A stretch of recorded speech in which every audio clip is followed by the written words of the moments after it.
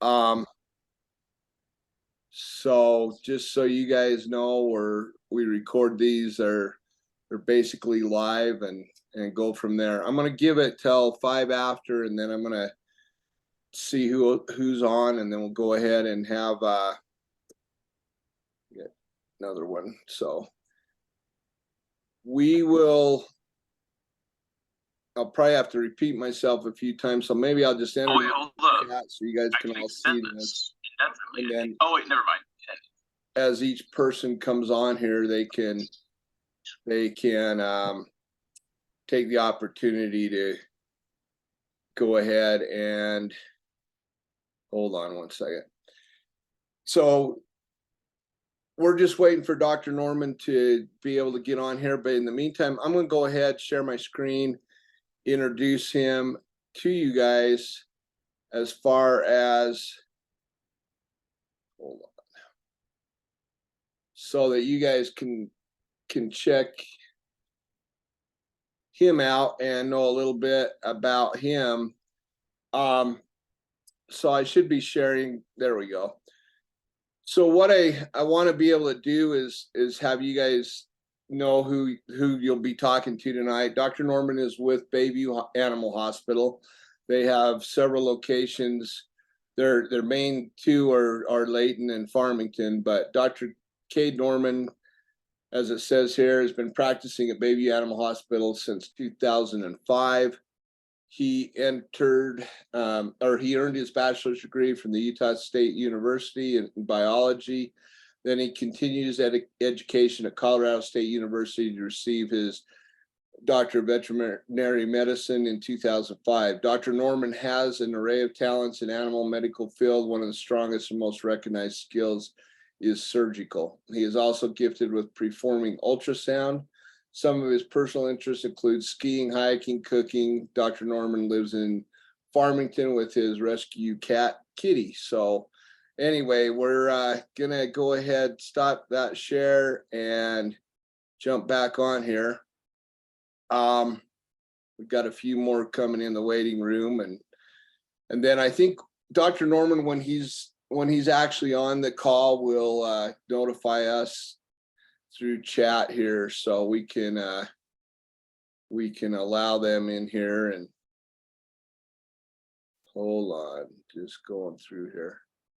So we're just mainly waiting for Dr. Norman, and then we'll start.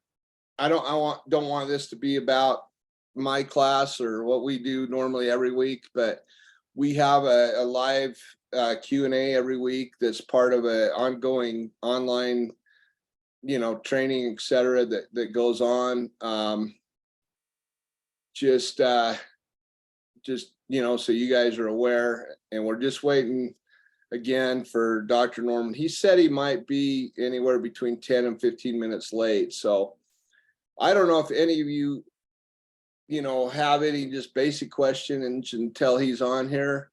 But if you do, you're welcome to unmute yourself and ask. Again, we're going to be waiting for him anyway to join us, and then as soon as he's available, I have about 15, well, it's probably more than that, somewhere near probably 15 or 20 questions that have been submitted by different people to ask the doctor tonight. So, and then what we'll do probably first, just again, I'm just kind of outlining this as easy and quick as it is, but I'm going to probably let one of you ask a question, and then I'm going to read a question that was submitted, and then let somebody else ask a question, and then read a question that was submitted, so that we get through this as fast as we can, and he doesn't have to spend a ton of time with us.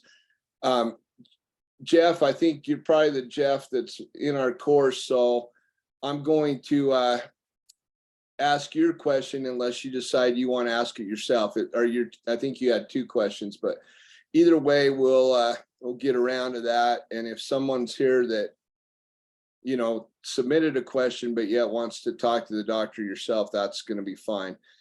Like I already told everybody, Dr. Cade Norman is with Bayview Animal Hospital. that's kind of part of the reason Karen, who's on our class pretty much always, has been gracious enough to help set that up. And I don't know Dr. Norman, but I've heard great things about him from a whole lot of people this week through our posts and everything else. So I just read his bio a minute ago. Some of you probably missed that, but you know, he's been with Bayview since 2005. He's got various big time skills in surgical work with animals. So he's, you know, he's a good person to be able to have on here, and we're excited to have that opportunity. I do know a couple things, and some of the things that I'm going to get around to asking is, you know, just some things to do with, you know, general overall health of dogs, and common, you know, elements that we as a, you know, at Big Dog Academy, some of the things we deal with. And so I am going to get into a few of those questions to get some answers from him that I think would be helpful for us. You know, we have some vets we use down here, but 80+% of our, well, it's more like about 85% of all our clientele come from up north. So it's going to be, you know, it's going to be good for you guys that live up in the northern part of this state anyway. And I think some of you maybe from out of state that are on here tonight are going to be on here. But again, we just want to be able to explore some questions and go through some things, get some answers. Again, the call's being recorded, so I'm able to turn this recording back over to some of the people that I know won't be here tonight and submitted questions to us. I'm sorry to just keep rambling. I probably should do a dance or something and try to entertain y'all, but I don't think that's going to work. So maybe I could sing for y'all, but I don't think that will work either. But no, the best part here is we are going to have him here shortly. I think we probably got about 5 or so more minutes before he'll be on.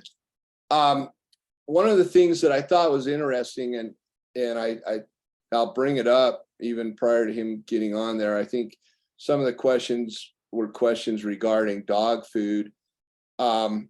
One of the things I found interesting, and I think I mentioned this to a customer the other day, is, you know, the popularity of grain-free products and all of that has a lot of popularity, but at the same time, for your dog, I know, you know, they use the common denominator that, you know, it helps with allergies, it helps with a lot of other things. But one of the things that I have noted as of late, and there was a post given through the FDA from, well, somebody copied the post. So since it was on Facebook, you never know if it was true or not. And I haven't had the opportunity yet to verify it, but I know I've heard it many times, and I have seen studies.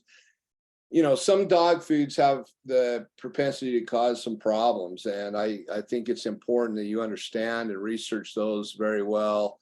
You know, grain-free products have a real popularity, but at the same time, there's some studies, and again, you can Google these, read the studies that link to enlarged hearts in dogs. And, you know, so there's some reasons to do your research on, and there's certain breeds that are more susceptible to that. So I think you guys are able to kind of look at that and see, you know, what all is, you know, available. You know, Google grain-free foods, Google, you know, whatever type of thing you're looking for to feed your dog, so that you can, you know, get some of that. And then, like I said, I think the way we're going to try to have this go is, as soon as Dr. Norman's able to be on here with us, we'll let one of you or any of you ask a question if you have it. And if you don't, like I said, I've got 15, 20 questions here. Well, I could count them, I guess, but that would take me a minute. 5.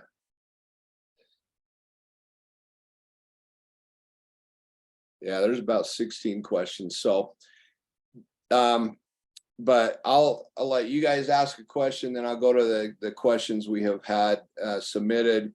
Then, we'll jump back and forth on that and see what we end up with here. So I do know I've had several people in the last 2 hours send me messages saying they're not going to be able to make it on here tonight, so please send them the recording. That's always the easy way to do it. So get the recorded conversation and listen to it whenever you can. So, but some of those did submit questions, so we'll be able to again ask those and go through them. I do know, that's one of the biggest things for us at our place is, trying to make sure we keep our dogs healthy and make sure that the dogs, while they're staying with us, because they belong to somebody else. We're merely have them as guests while we train and what we do with them. So it's of the utmost importance that anyone's dog in our care, we are, very cognizant of what's going on with them and try to make sure we,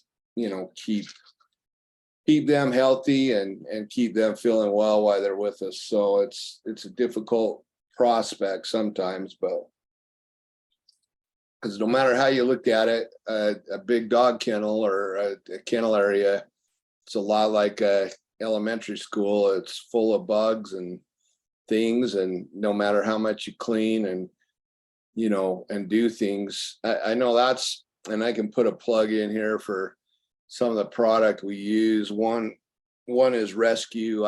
We love Rescue, and we love what it is able to do and what it kills. And it's kind of an expensive cleaner, but you use very little. It's watered down a lot. It's basically $120. I don't know. I think the gallon jugs are somewhere between 90 and 100 and some dollars. I'd have to double check, but it's a pretty expensive product, and it is called Rescue. Most of the dog kennels, one is the word I'm looking for, the shelters that are around, all of them, that's where I kind of found out about the product. We always up to that point used just primarily bleach.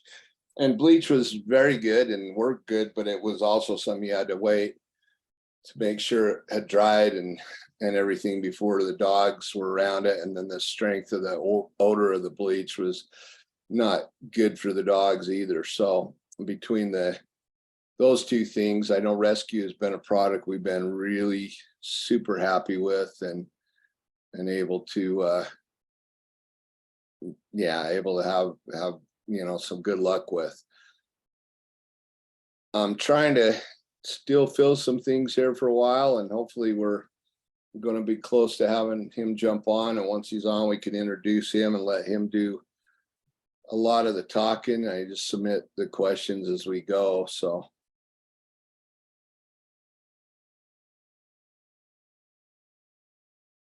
I've got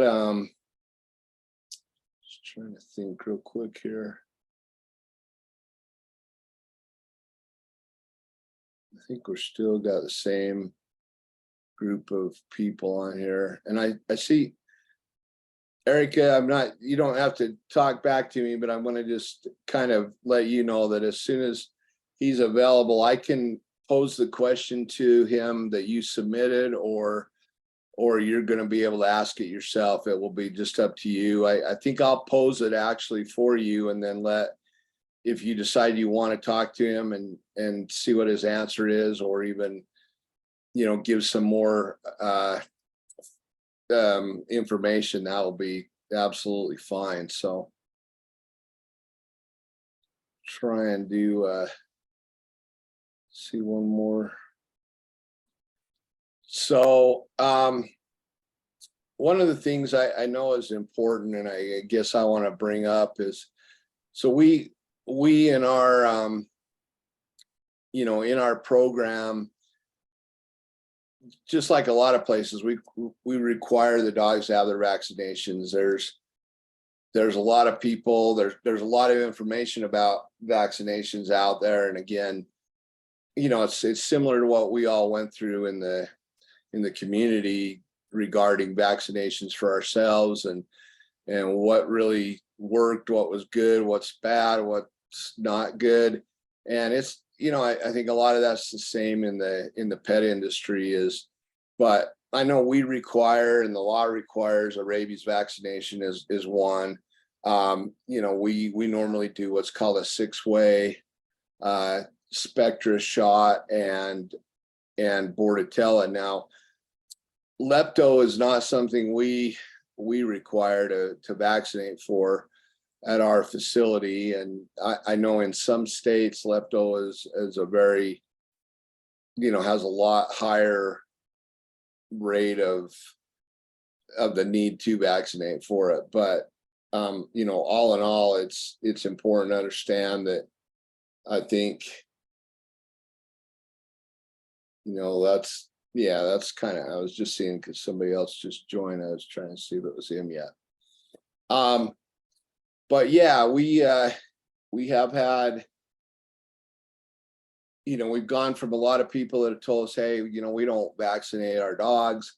The problem we have, especially down in this area, well, I think it's everywhere. I shouldn't say just this area, but the parvovirus is a real thing, and it's highly contagious and highly deadly. It's a really hard, thing to deal with. So we always require basically at least the 5-way shots. And again, we added the 6-way here about a year ago ourselves, because we do administer, we're a the guy that actually owns Big Dog Academy is Taryn Hampton. He's also an IFA rep, so he is able to give for us the Spectra shots, and just like you get, most of the people get. But it's common, out here where we are, people vaccinate their animals themselves.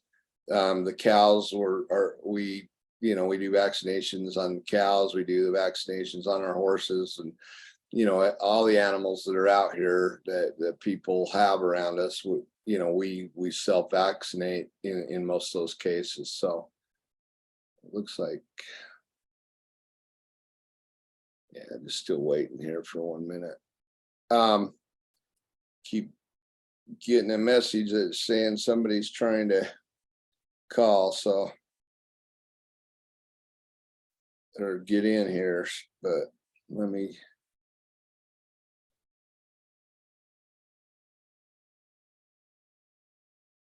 I just got another few questions.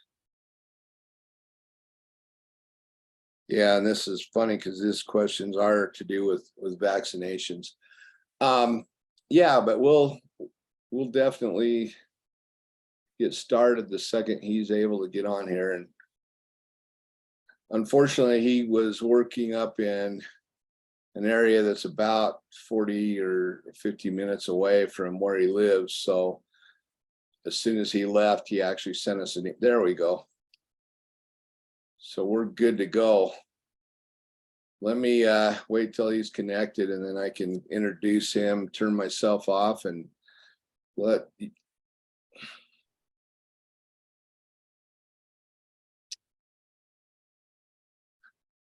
Hi, Dr. Norman. My name is Wayne Ogden. We've got several people on here, and then a plethora of questions for you. I don't know if you're unmuted yet, or.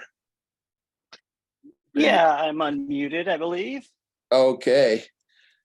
My name is Wayne Ogden. I'm the head trainer for Big Dog Academy, and we want to make this more about, we've introduced you already, while we waited, and just pretty much read your bio off the Bayview Animal Hospital site. So if you decide there's some more you want to say, I'm gonna mute myself, let you kind of talk, and then if you have some, I'm gonna let, what I kind of decided the role here would be is let the few people that are on here ask you a question if they have it, and they'll ask the question, and then we'll let you answer. Then I'll go to the questions that have been submitted, because we have a ton of them. And a lot of them are actually, ironically, from patients of yours that love you, which I've heard nothing but good things about you this week. I didn't even really know who you were prior to that because I'm down here in the sticks. So go ahead, Well, Doctor. that's it. Yeah, and I have no idea what my bio says. I haven't looked at that. I don't, yeah. But yeah, my name's Cade Norman. I work at Bayview Animal Hospital here in Farmington. I also work at a clinic up in Brigham City. That's where I was today. That's why I'm so late. Yeah, graduated in 2005 from Colorado State. So I've been doing this for 17 years or something. But yeah, that's me. Well, that's awesome. And like I said, I've heard nothing but good about you from an awful lot of people. Megan Smock's a good friend. Shannon Elizabeth, a lot of people that anyway have bring their dogs to you, and I know, you know, we're happy to have you here. So I'm gonna just open it up. If somebody's got a question for Dr. Norman, please ask right now. And then if it's not something that you feel comfortable doing, I think the two that I know that had questions, just go ahead and ask. And if you don't have one, I'll go to the question list and start there.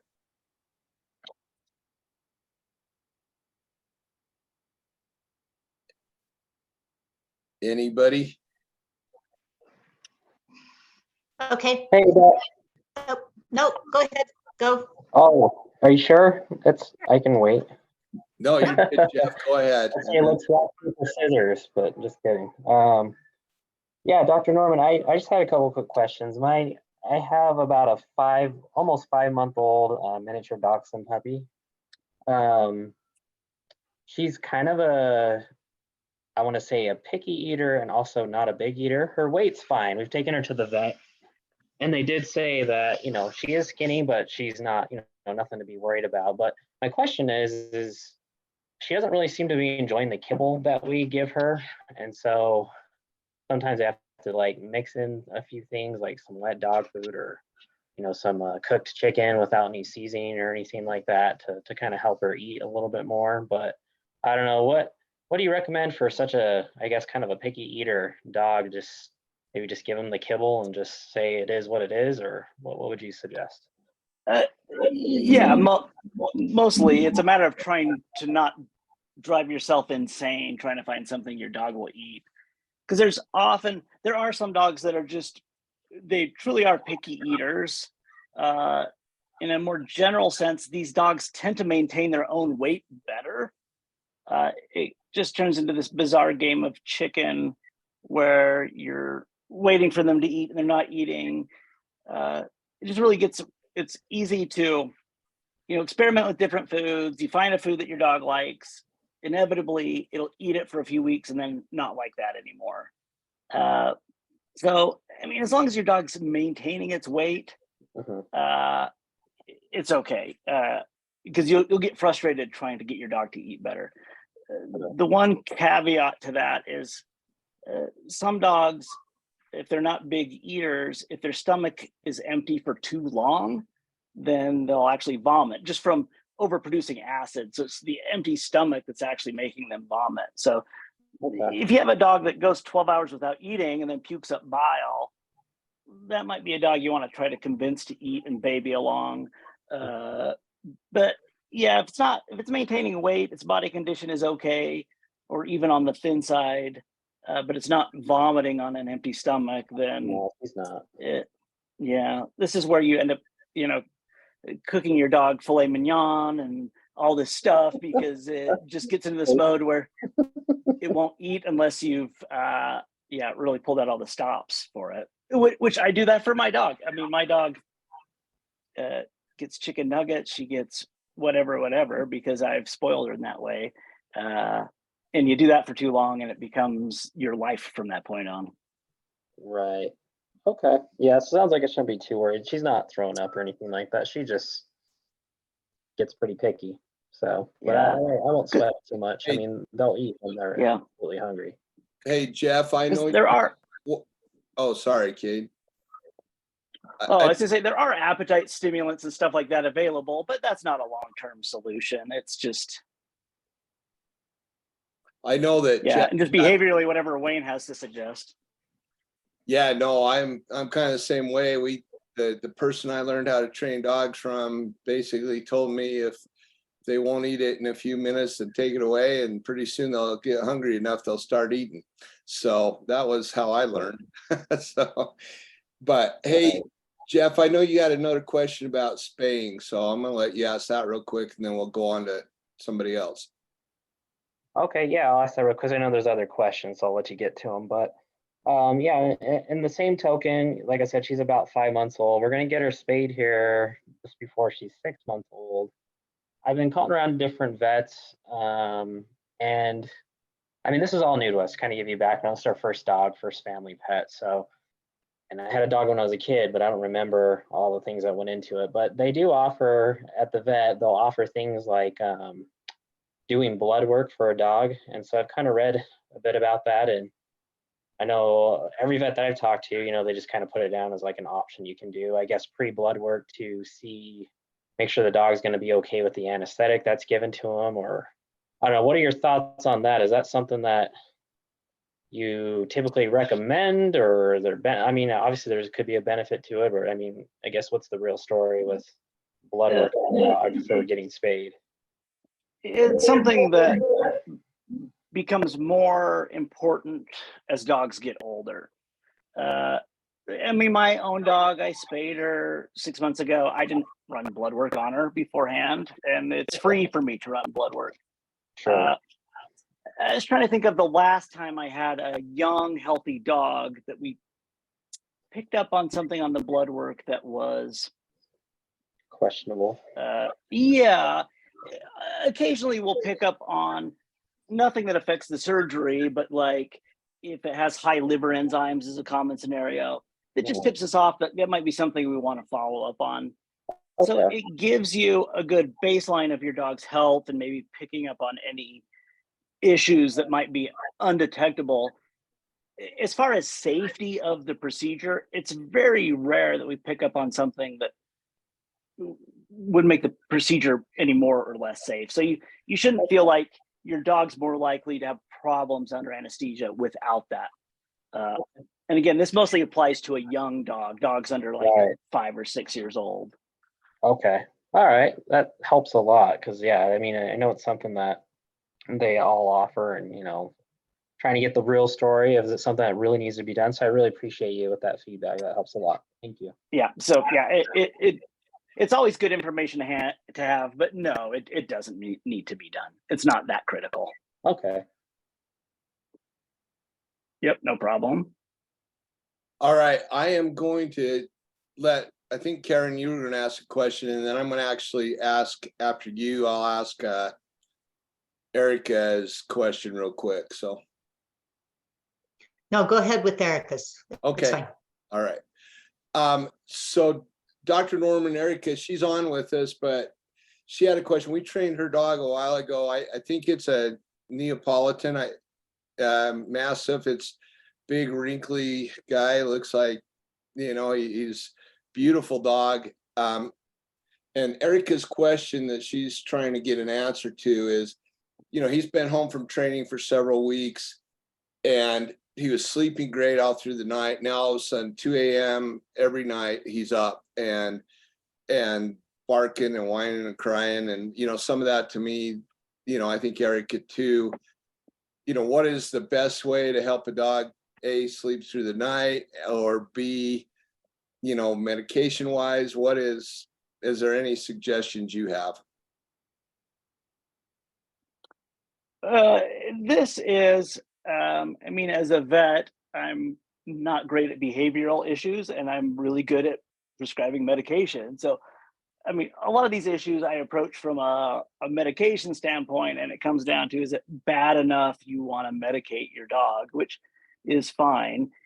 I mean, you want to rule out if there's some sort of a physical problem, but you would know, like if it's getting up to go pee constantly, or go out and have diarrhea. If it's just getting up and it seems anxious, or it's just bored or whatever, it's something that if it's bad enough, we could medicate it. The most common drug these days, especially for a younger dog, would probably be trazodone. So trazodone is an antidepressant, but it's often used in people as a sleep aid. We use it in dogs, mostly for anxiety and things like that. But for a dog like that, the anticipation would be a temporary solution just to get the dog back on a normal routine. So maybe something you just need to do for a few weeks, and once he gets used to sleeping through the night again, then you could just back off, and it'd be unlikely it'd be something you'd have to do long term. So from my standpoint, that would be, if it's bad enough that you're like, yeah, let's try medication, that would probably be the medication I would try. Young dogs especially don't do as well with like Xanax and Valium. There's also acepromazine, which I think would be, you would feel like your dog was way over medicated on that one. So trazodone would be the one that would fit the bill the best. Okay, let me ask Eric Eric, I'm going to try to get you to unmute. Did that answer kind of your question about a little or not very well? It did. I just don't really want him to be in medication. No, I understand that. And I think we're all in the same boat and I think maybe Erica, I can run over some more suggestions to you as well, but I think, the biggest thing, like Dr. Norman said, if it's something that you want to do for a while, to try to get him back on a schedule, since it's messed all of your schedule up so much, that becomes something to decide, what you want to do or not do. Yes, please. Okay, I will, I'll let you continue to listen here, Erica, and if you have more questions here later, go ahead and ask, okay? Okay. Thank you. Karen, do you want to ask yours, and then we'll jump to some of these others again? Yes, as if Dr. Norman hasn't had enough of me today, I'm sure. No. Really quick. This is not anything I've talked to you about before. So coprophagia, do you want to just enlighten me on what the actual hell with that? And also, because it's disgusting and I spend a lot of my time retching and gagging and chasing a puppy to get poop away from her. So how about a product or some sort of a method process aside from, following her around and picking it up immediately when it falls? Sometimes I can't do that. So what do you think? Yeah, this is a fun one. This is usually someone brings in a dog. It's really happy and cute, and I let it lick me all over the face and lick inside of my mouth and give French kisses. And then the owner says, oh yeah, and they eat their shit constantly. What can I do for that? But yeah, so poop eating, it's a normal drive for a puppy.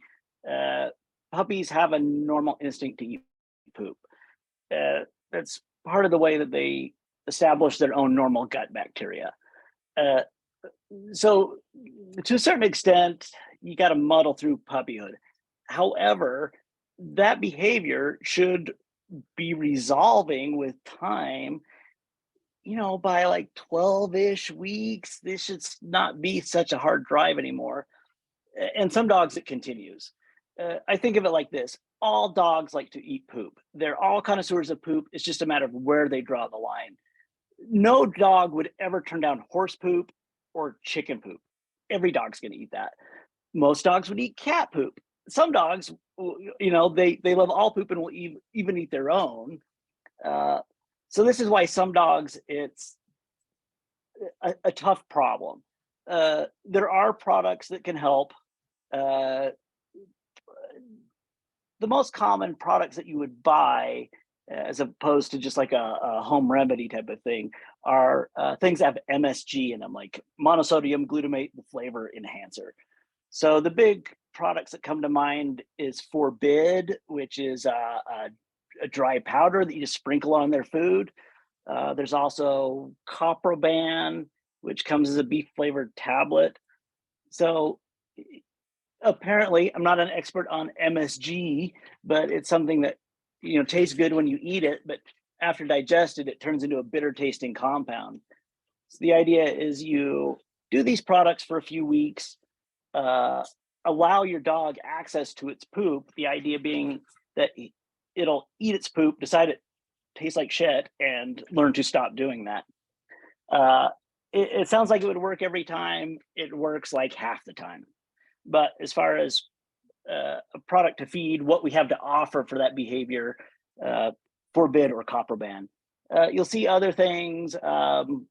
Pineapple juice has been suggested. I think it works. I think it works along the same mechanism as it turns into a bitter tasting compound when it's digested.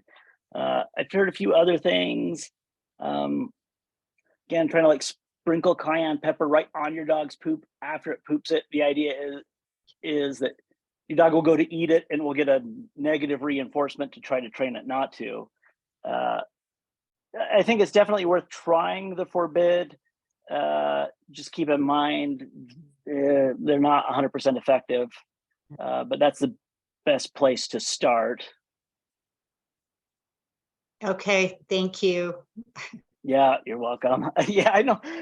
It's hard when it's a problem where it's like, you can do this, but it may or may not be a solution. But if the forbid or the Coproban work, then that's the easy solution. All right. Other than, At least you know next time you see her, okay? Full disclosure. yeah, Like your face. I probably won't gag. I don't love it, but I probably won't. Yeah, but thanks for the warning. Sure. I am going to jump here and jump to some other questions. So one of the clients and people we know and worked with on their dog has a question, you know, how often should you brush your dog's teeth? I know that's probably a pretty common question. So Yeah, because just teeth brushing, the whole goal of teeth brushing, I mean, for oral health, obviously, but we're trying to prevent tartar buildup. So on dogs' teeth, you have plaque and then there's tartar. So plaque is the kind of slimy, gunky stuff that forms along the gum line. Over time, that plaque will mineralize and turn into tartar, which is brown. It's hard as a rock. And again, it builds up along the gum line. It takes about 48 hours for plaque to turn into tartar, or to start to turn into tartar. So if you're looking to stop this slow day after day buildup of tartar, you have to brush it every other day would be ideal. You could do it every day as well, but so we're talking 3-ish times a week. You can do it less frequently, but the tartar is going to build up if you're doing it less often than that. I think as far as brushing, the most important part is just the mechanical rubbing of that plaque off. You can use a finger brush, you can use a regular toothbrush. Toothpaste to me is less important than actually just rubbing that plaque off. My favorite method is just to get a dry piece of gauze and just wrap it around my finger because it's slightly abrasive, and just dry. I just rub the outsides of the dog's teeth. And where you have to do it so frequently, this has to be a very quick, easy procedure, or it's just not going to happen. So I will concentrate on mostly on the top, the outsides of the canine teeth on the top, and the outsides of the molars on the top. So those 4 spots, like right and left canine, right and left upper molars. If you can get the teeth on the bottom, if you can get the teeth in the front, that's bonus points. But the upper arcade, outsides of the canine teeth, and the outsides of the upper molars, those are the problems where most of the dental issues occur. So that's where you would want to concentrate. And again, if you use a dry piece of gauze, you just toss it in the garbage when you're done. You don't have to mess around with a weird finger brush that keeps falling off of your finger. But it's whatever you find the least awkward to do. And again, every other day or every third day, if you're brushing teeth once a week or once a month, it may help with your dog's breath, but you're probably not preventing tartar buildup by doing that. Perfect. I'm gonna ask one other quick thing in relation to that. Is greenies just an oversold product, or does that do any good at all? Greenies, it depends on your dog. I've had a lot of dogs with greenies where they just bite it in half and it goes straight down in 2 seconds. That Right. does nothing for their breath. They have to actually sit and gnaw on the thing. Greenies actually used to be a harder, firmer bone where they had one dog, I think it was only one dog, that actually got an abdominal obstruction from eating a greenie whole. And I think that prompted them to change their formulation to make it more digestible. This is probably like 8 years ago. Since then, they've been a lot softer. So the dogs, again, some dogs will just crunch it into a few pieces and it's gone. If your dog does sit and actually take their time to gnaw it down, then yeah, they're effective. They smell good. If your dog's one where it just bites it into 3 big pieces and swallows it, the good news is they changed the formulation to make that a completely safe thing to do.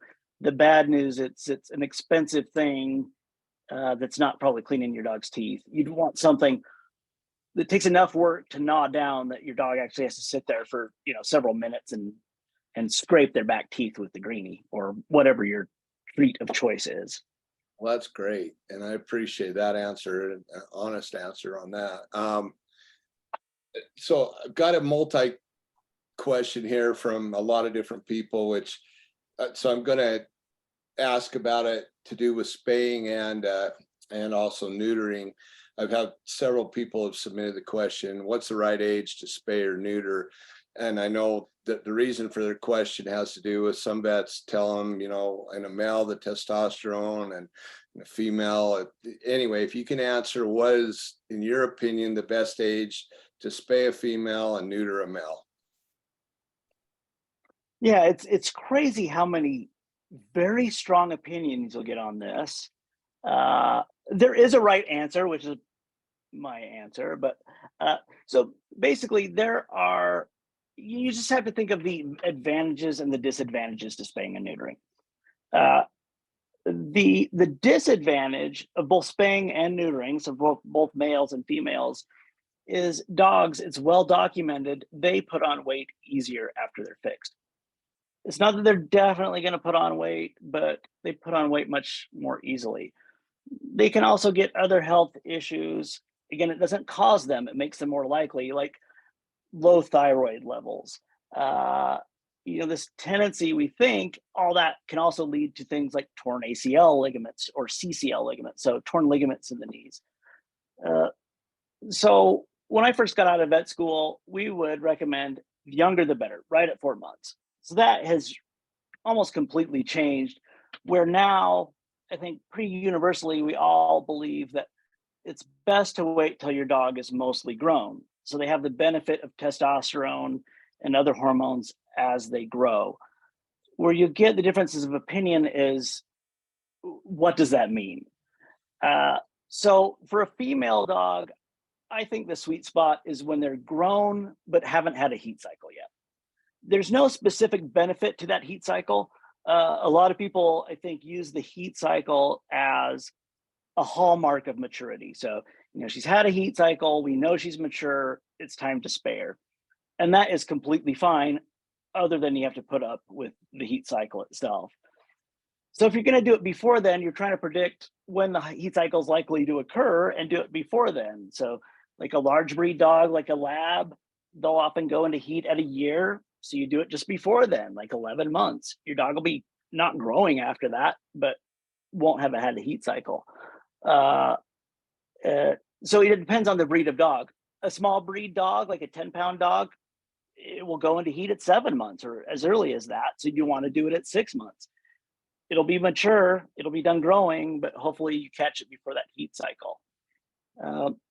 There's nothing wrong with the heat cycle.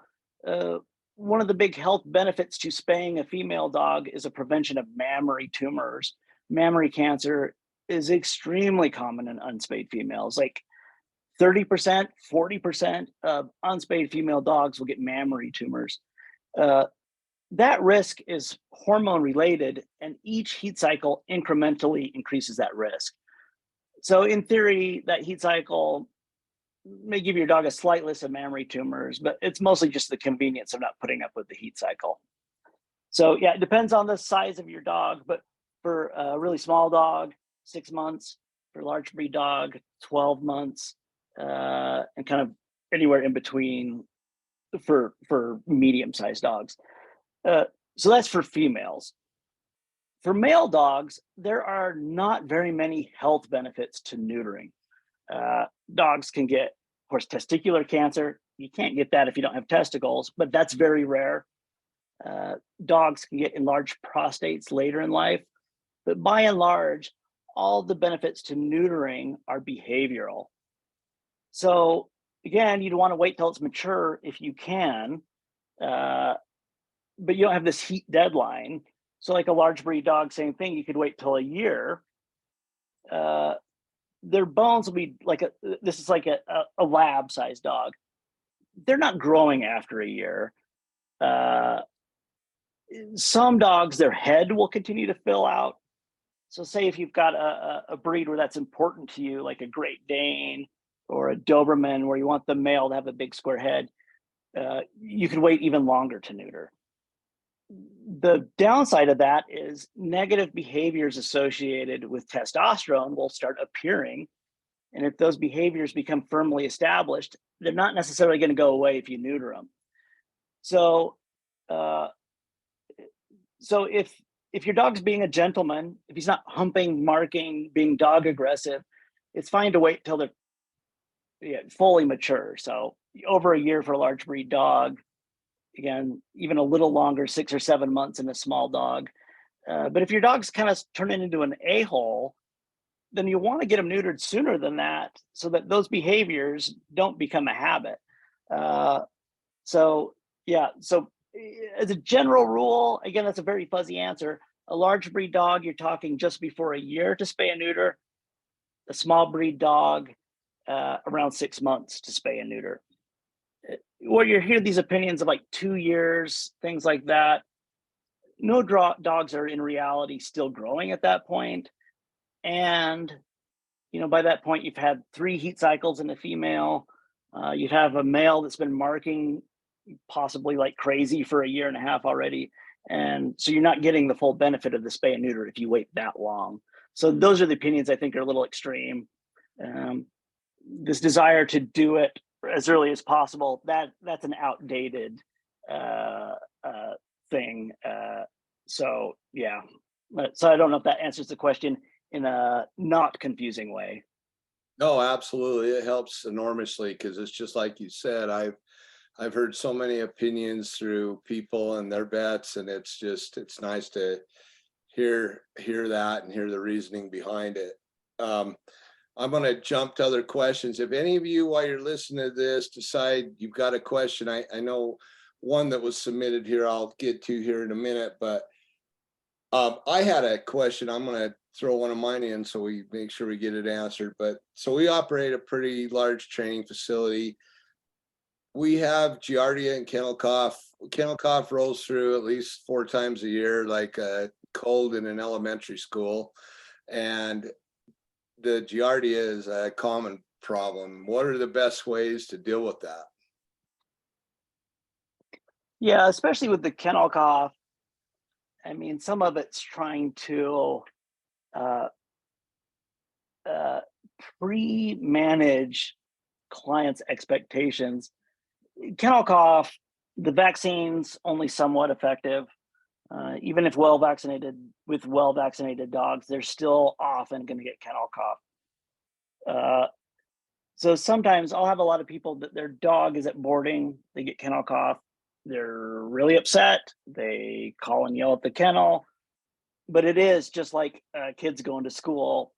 They're going to get kennel cough. So it's very hard to prevent these little outbreaks of kennel cough unless you are completely separating the dogs by a big distance. Like even if they're in the same large room, they can spread it.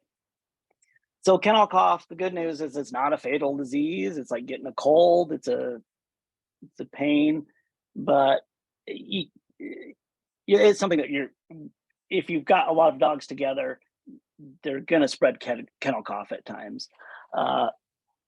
Kennel cough, by and large, is a bacterial infection. So if your dog does get kennel cough, it'll usually get better with the course of antibiotics, although it will also get better on its own in most cases too. But yeah, kennel cough is one that's going to continue to frustrate anyone that runs training or kennels or things like that. If you kind of a brief conversation before that kennel cough is common and very difficult to prevent even with the vaccine, at least it'll keep people from being less upset when their dog does come home with that. Giardia is it's fecal oral transmission, so it's spread from dogs eating or drinking or licking areas that are contaminated with another dog's poop. So as far as prevention, it's just basic sanitation, changing water often, cleaning up poop, just trying to have everything be as sanitary and clean as possible. The problem with Giardia is it's a very resistant bug in the dog. It's easy enough to kill on surfaces and things, but normal dogs can harbor Giardia and not show any symptoms, and they can still spread Giardia. I'll see Giardia that sometimes will treat 2 or 3 rounds of medication and the dog still has Giardia. So that's why it can seem like you've kind of got a handle on Giardia and all of a sudden it keeps coming back and it becomes such a struggle, is because you have all these asymptomatic spreaders of that. Other than requiring everyone that comes in the door to have a Giardia test before they come in, your best bet is to just keep everything as sanitary as you can. Make sure water bowls and food bowls are clean, where if they get contaminated, they're getting cleaned as soon as possible. But man, I feel you on Giardia, that one. There's where I go up in Brigham City, right next door, there's it's like kid jail. They have young men that are housed there as some sort of a kind of like jail. But as part of their therapy, they raise dogs. So we have all these, they're always bringing over their dogs for treatment. And they have just every dog gets Giardia. And they fight it, they test them, they do all that, but it's a constant problem. So I definitely have sympathy with this Giardia fight. I mean, you could consider preemptively testing every dog. There are some kennels that do that for sure. And that would minimize it as much as you could. Yeah, one of our problems, Dr. Norman, is we're on a 140-acre farm. So we have cows, sheep, chickens, cats. Yeah. And so I think it's hard for us. It's probably one of those things we would have to do a lot of that, letting people know up front too, because we do have doxycycline on hand usually, but I don't know. Depends, but and in the past few years, I mean, doxycycline's always been the classic go-to drug. There's gotten to be a lot of resistance to doxycycline, so it's not nearly as effective as it once was. Oh, sorry, I meant, yeah. For doxycycline for the kennel cough. Yeah, sorry. And the Giardia, we usually use metronidazole. Is that how you say it? Yeah. So So what I'll often use for Giardia is a combination of metronidazole, so Flagyl is the name brand, combined with Panicure, or fenbendazole is the drug name. Okay. So those two together. So metronidazole plus fenbendazole in combination. Okay. But yeah. Thank you. But very common to go through a round of treatment and still have the dog have Giardia at the end of that treatment. And you just go multiple rounds until it's gone. I think Trish has a question, so I'm gonna let her ask. she's there. Sorry, I was trying to unmute. Bear with me. Gonna put my face in there too. My name's Trish, and I have an Australian Shepherd right now, and he's awesome. And I had an Australian Shepherd in the past, and she was awesome, but they both lick like crazy. Not people, objects. Like the one we have now, Bo, he licks the floor. And he'll find a spot on the hardwood floor and he will just lick it and lick it and lick it. And my old Aussie, she was allowed on the couch and she would sit there and lick the arm of the chair or the seat of the chair until you couldn't sit there because it was so wet. And is that breed specific, or am I doing something? Is there a way to get that? I don't know. It baffles me. It's somewhat breed specific, not necessarily the licking, but you've got a breed that really is going to veer towards this obsessive compulsive type behaviors more. So it's just, they just tend to be a breed that does those types of behaviors to extremes. Okay. Again, I'm not great with behavior.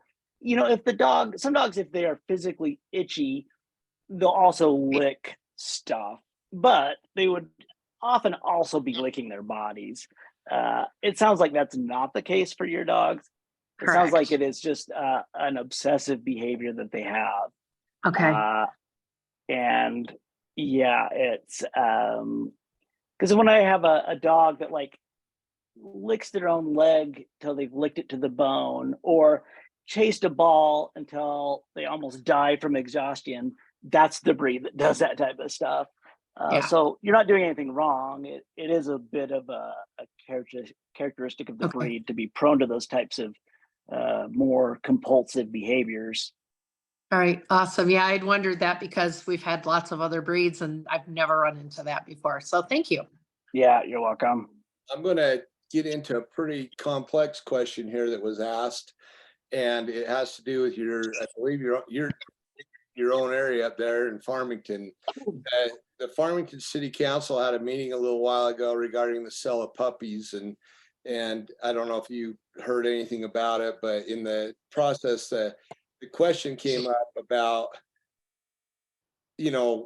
have you seen a rise in different genetic diseases, traits with backyard breeders or puppy stores, or versus real reputable kennels and inquiries on OFA testings, or or if you educate any on OFA testing, or I guess what she's trying to ask is the puppy that got born down the street to the dog down the street different from the puppy that is in a really genetically superstar kennel?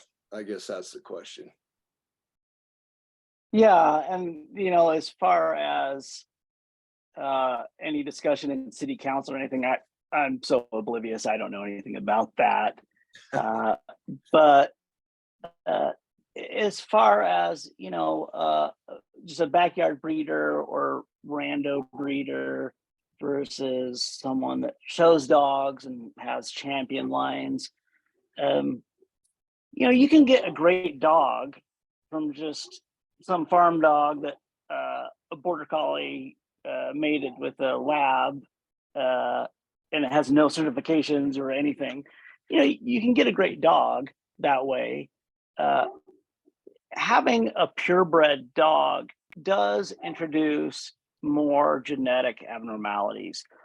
So, regardless of, and this comes about with like all the doodles, you'll see a lot of sort of both ways, but I'll see a lot of sort of negative opinions about doodles, golden doodles, labradoodles, Aussie doodles, all of them. Basically, not just insinuating, but flat out saying they're genetically bad dogs because they're bred carelessly, basically. The reality is, as far as mixed breed dogs go, the opposite is often true. If you have a mixed breed dog There's this concept called hybrid vigor, where if you have genetics from two different breeds, you're much, much less likely to have genetic abnormalities. Every purebred dog has their own list of abnormalities they're prone to. If you mix two dogs, you don't get twice as many abnormalities, you get a lot less because they are less inbred, essentially. So sometimes I will see the most purely bred dogs are sometimes will have more likelihood of genetic abnormalities. The opposite side of that is, the more fancy purebred champion line a dog is, it's much, much more likely to have had testing done. OFA for hips, OFA for any number of abnormalities. I think if you are breeding dogs on any level, you should be screening for simple things like hip dysplasia, like an OFA certification of the hips and elbows, especially for a large breed dog. I think most breeders should do that, even if they're breeding hybrid dogs like golden doodles. You can really go pretty far the other way, where you can spend tens of thousands of dollars doing many, many certifications. That's really good. The more you can do to rule out conditions in parents before you breed them, the better. If you're buying a dog that is a mutt, essentially, it's a hybrid dog, that's going to protect you against a lot of these inbred conditions. Just the fact that they're a hybrid. That's why I get a little, you have like golden doodles, which to me it's like great, a golden retriever and a poodle, you get the hybrid vigor. But then when you have breeders that take two golden doodles and they want to breed those together to get, an F2, whatever, it's like, oh, you're taking all this greatness of this hybrid dog, and now you're trying to turn it back into a purebred dog, and you're going to introduce all the problems again. So yeah, to me, it's, if you're buying a purebred dog, it's probably even more important that those certifications have been done. Again, OFA of hips and elbows, just a good vet exam to rule out other physical abnormalities, and just care taken in previous litters and whether they've had problems. If you're going to a breeder and they can't tell you if they have past litters, whether there's any issues with those, that might be a warning that maybe that's just not even on their radar, is to track that type of stuff. Any good breeder, if they send a dog out in the world and it turns out to have condition X, Y, or Z, they're going to be keeping track of those things. So it's kind of a combination of certifications as being good, and then just good basic having breeders that can answer questions like any issues in past litters, things like that. Well, that's awesome, and it's been helpful to hear that. In fact, I really appreciate hearing that. If you can bear with us for like maybe three more questions, unless somebody else has one, but I'm gonna pop on here and give you just three more quick, and a couple of them hopefully are easier. What's your recommendation on exercise and the age of puppies? Puppies versus an older dog, sorry. Yeah, and again, this is a bit breed specific, just because how fast small dogs tend to mature. So like, a Yorkie or a Chihuahua are going to be basically mature by 6 months. There's a lot of emphasis on not exercising your dog too much at a young age. I think it's mostly overblown. When you look at orthopedic abnormalities in dogs, I tend to think of it as 80% genetic. So 80% of it's just a done deal as soon as your dog was born. That's where, certifications, OFA testing, checking out the parents is very important. So that's your biggest thing. There's also a nutritional component. And when we say nutritional, it's basically you don't want to overfeed. You don't want to give over nutrition, especially to large breed or even giant breed dogs. You definitely don't want to supplement with like calcium or anything like that. So, you want to try to regulate growth by feeding a measured amount, or at least keeping track of the measured amount. So, screen for the parents for orthopedic conditions, manage the diet, don't overfeed a larger giant breed dog. And then, so kind of the more minor thing is exercise and how much exercise. So you don't need to make a huge deal about this because it's actually one of the least contributors to orthopedic disease. Most dogs can be very active. Usually if someone asks me how much they can exercise their dog, I'll ask them if they're runners or if they're training for a marathon. If you're running long distances, we're talking more than a few miles, and it's just this repetitive exercise, that can be a little hard on the elbows and shoulders of especially large breed dogs. If you're doing something less than that, you're going for long walks, you're going for hikes, your dog's running up and down the stairs, stuff that is activity that's not just this constant repetitive motion. Your dog can be very active and do a ton of exercise under those conditions. So yeah, unless you're a runner, if you are a runner and you want to run with your dogs, it's probably best to wait till they're mostly mature to do that. So again, 6 months for a small dog, closer to a year for a large breed dog. Short of that, I wouldn't worry about that a lot. My sister got, what is her dog? It's a Bernedoodle, I believe. So great big dog. She got that dog. Her breeder told her to not let the dog walk up and down stairs, to carry that dog up and down stairs until it was 2 years old. So yeah, you'll hear some, yeah, you want your dog to be active and strong. Yeah, if you like to be a long distance runner, tone it down a little bit. Other than that, I wouldn't be terribly concerned about it. We will see tendonitis sometimes in large breed dogs around 10 to 14 months. I haven't seen a huge connection between dogs that develop tendonitis and dogs that were exercised a lot. It seems more hit and miss whether that occurs. So I'm going to ask one last question off my list of questions, and then I've got another couple that have been submitted by somebody who's on right now that I'll ask for you, and then I think we'll be able to let you go after that if that's okay. But this question's more, and I kind of brought it up before you got on tonight, but there's a myriad of food. There's rumors about grain-free foods for some breeds, or for all breeds, I don't know. But what is, in your opinion, the best food for? Does it depend on breed, or what is your opinion on the best foods that are out there that are actually available?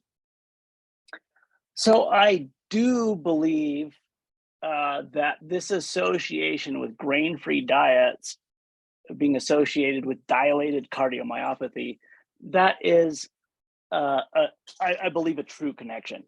It's not proven to absolutely, but I think there's enough evidence to say that it is true that if you feed your dog a grain-free diet, it is more likely to develop dilated cardiomyopathy. I have seen many times, not a million times, but more than a dozen probably, of dogs that are young. They're not a breed that typically gets DCM, and they have dilated cardiomyopathy. And these are dogs that, when we change their diet back to a grain-containing diet, that heart disease will often improve somewhat. So I think it is a true connection. So there's been this huge shift where for years it was a shift towards grain-free diets. Think of the Blue Buffalo commercial where it's the dog owner sitting down and they flip up the cover to reveal the ingredients, and it says corn, and the owner gasps in disgust that their dog food has corn in it. I never understood that, and now it's probably, your dog's better off eating corn than it is eating like soy or legumes. So we don't know exactly what it is in grain-free diets that may be detrimental. There is a lot of thinking that legumes might be especially bad. So peas, soybeans, lentils. I think potatoes and sweet potatoes may be intermediate, but again, that's not settled. So I think if you have a normal dog, you're best off feeding a grain-containing diet. So, rice, wheat, corn, oats, barley, any of that stuff. The exception to that is if your dog develops a food allergy, and then you're gonna have to do a grain-free diet. So to start out feeding, I think you should do a grain-containing diet. And if your dog does develop a food allergy, that's when you're gonna want to go to a grain-free diet. Food allergies, I see all the time where it's a young dog that's itchy or has chronic diarrhea or those sorts of things. And the first thing that gets blamed is the food. Allergies develop when they're a little older. True allergies, most dogs are between 1.5 and 2 when they develop. There are, of course, exceptions to that. But if you got a young dog and you think it has allergies, it probably doesn't have allergies, and you would probably not want to worry about food quite yet. So skip grain-free diets unless you need to do it for allergies. As far as brands, this is where the shift has gone from like super fancy expensive foods back to Purina, Science Diet, Royal Canin, IAMS, these sort of brands that were maybe looked down as maybe not high quality enough. But the shift has really gone back to those types of brands a lot. I feed my dog Royal Canin, not because I'm so in love with the brand, but it is a good food and she likes it and I'm able to get it. So I feed her a combination of Royal Canin and Purina One. Again, not a specific endorsement of those foods. It's just a food that has grain, she likes it, and I'm consistently able to get it. Well, that's awesome. That helps on that question. Let me ask just this other set of questions, and then we'll just ask one more time if anyone's got something for you, and then we'll let you go. We appreciate you doing this a lot. This question, and I'm going to pose it in two, so it's really one question kind of, but someone asked on anxiety, is melatonin bad for a dog? So I'll let you wait to answer that, and then you can answer that first. And then the next question has to do with something I mentioned in the beginning too, is the importance or unimportance of vaccinations. So go ahead. Yeah, on the melatonin, melatonin is safe. For anxiety, I think you will probably be disappointed, but it's worth a try. You will run into a few melatonin. These are human melatonin products that contain xylitol. So just xylitol is toxic to dogs. So anytime you're feeding your dog something that was meant for a person, it can be good to look out for that ingredient. So xylitol is an artificial sweetener that's in usually minty things. So like sugar-free gum, mints, and apparently a few melatonin supplements. But with the exception of the odd xylitol containing supplement, melatonin is fine, it's safe. I've never been super impressed with how well it works, but I've had some people that seem to think it's helpful, and it's definitely a safe thing to try for sure. As far as dosage, I mean, you'll see doses all over the place. Often they're a lot of human melatonin products, I believe, will be like 3, 4, 5 milligrams. Even the smallest dog would take at least that. But we're talking like, maybe 5 milligrams for a small dog and probably double or triple that for a large dog. So yeah, worth a try, but I wouldn't be I wouldn't be too I wouldn't be surprised if it doesn't help. I'll put it that way. That's perfect. And then CBD I think is a little bit more reliable actually. So that's of course become very popular as a supplement. CBD oil seems like it does work for a lot of dogs with mild anxiety or sometimes mild pain.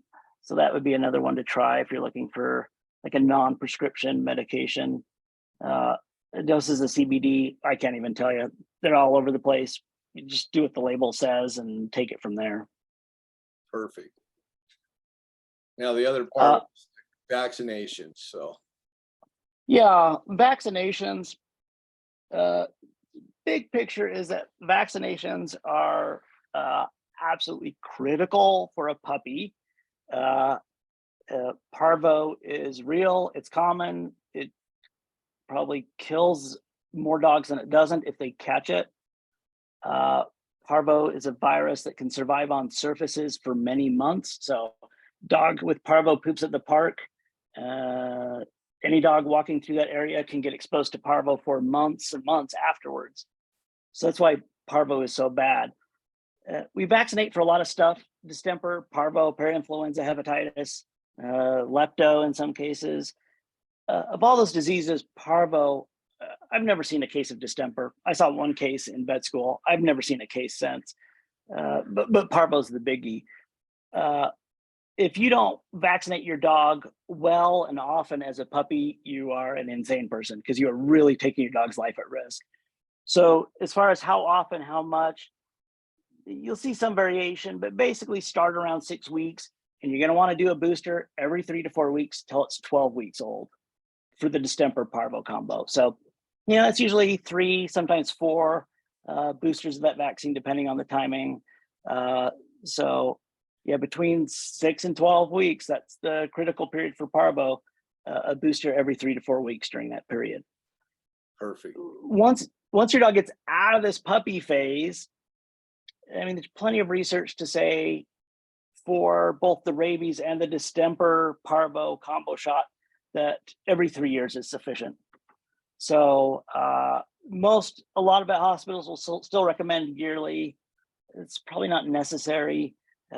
Every 3rd year is fine for the DA2PP and the rabies. The rabies, of course, is labeled for every 3 years. Lepto is yearly for sure. We don't really have lepto in Utah.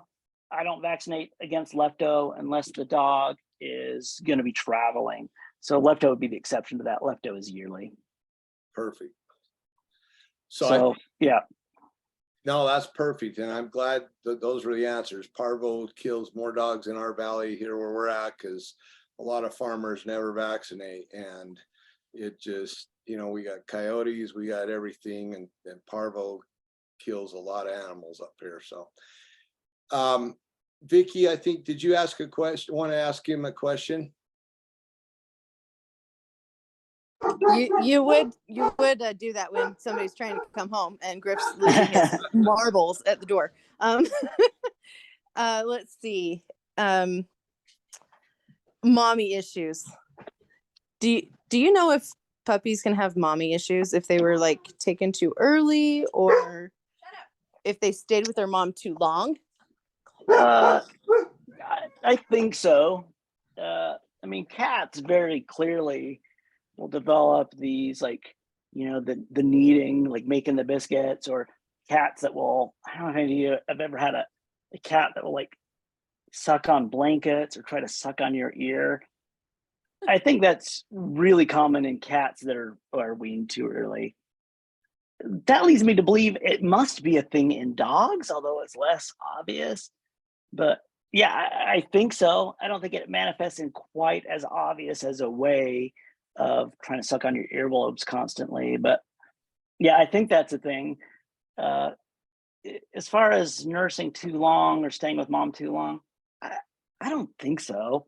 That might be a question for Wayne if that's something that he sees or has an opinion on. But I think, I mean, my dog, I think, got weaned pretty early, and she will still every night, you can tell she's dreaming about Milky. She'll be nursing her sleep, which is cute, but that makes me think, like, did we traumatize this dog by separating her too early? I didn't do it. It's what the breeder did, but but yeah, I think so. And I have a good answer of how that might manifest, but you know, things like little weird oral obsessions, wanting to bite or chew things, like, yeah, blankets.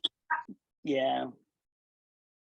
Well, Dr. Norman, I can't tell you how much, number one, I appreciate the chance to have heard you talk and say some things for us tonight, and how much we appreciate having you on here. And I can't thank you enough. I wish I were up in that area more than we are. We're down here in rural Kusherm by Fish Lake. I don't even know if you know where that is, but We can trade houses for a year if you want. You're welcome to come. Yeah, I'd love. I love it down here, actually. But it has been a really big winter.